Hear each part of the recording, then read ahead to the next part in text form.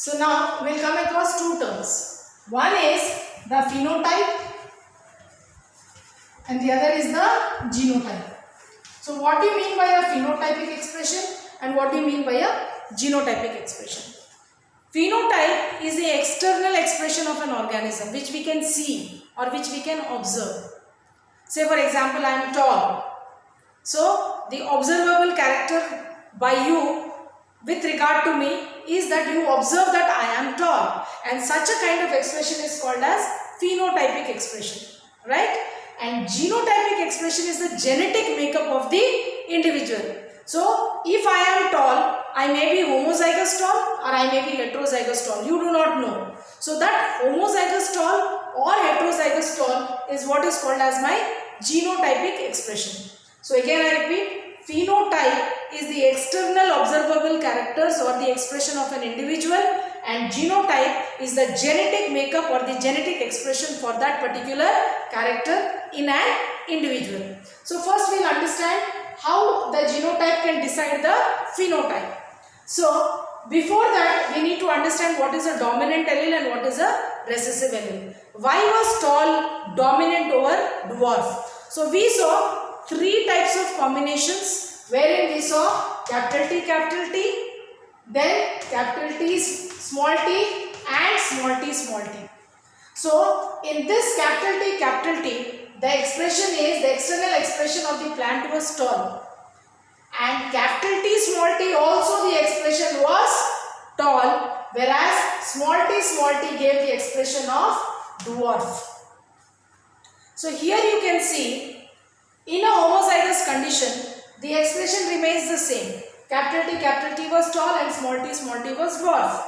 But in a heterozygous condition, only one of the character is expressed.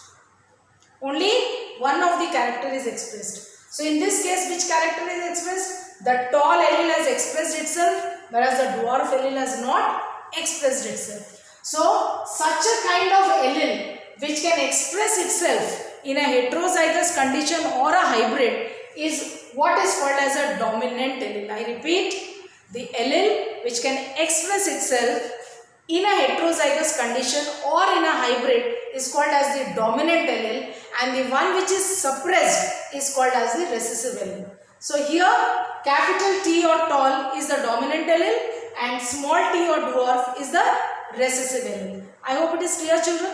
So when you look at these two, that is capital T, capital T and small t, you can see their expressions are different.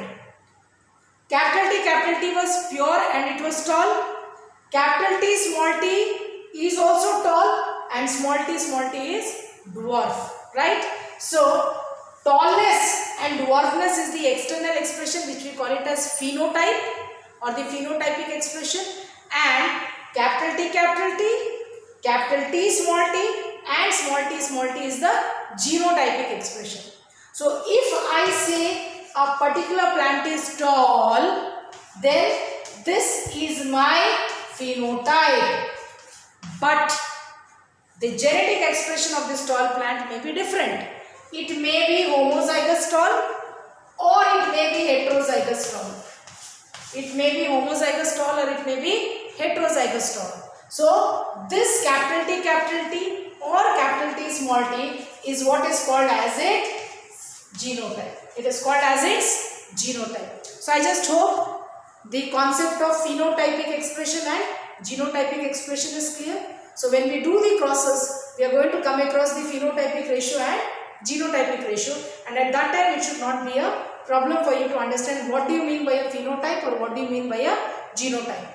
So I just hope in this clip we have covered what is a dominant allele, what is a recessive allele, what is phenotypic expression and what is genotypic expression. So after this further we can come off with the next topic. Thank you, children.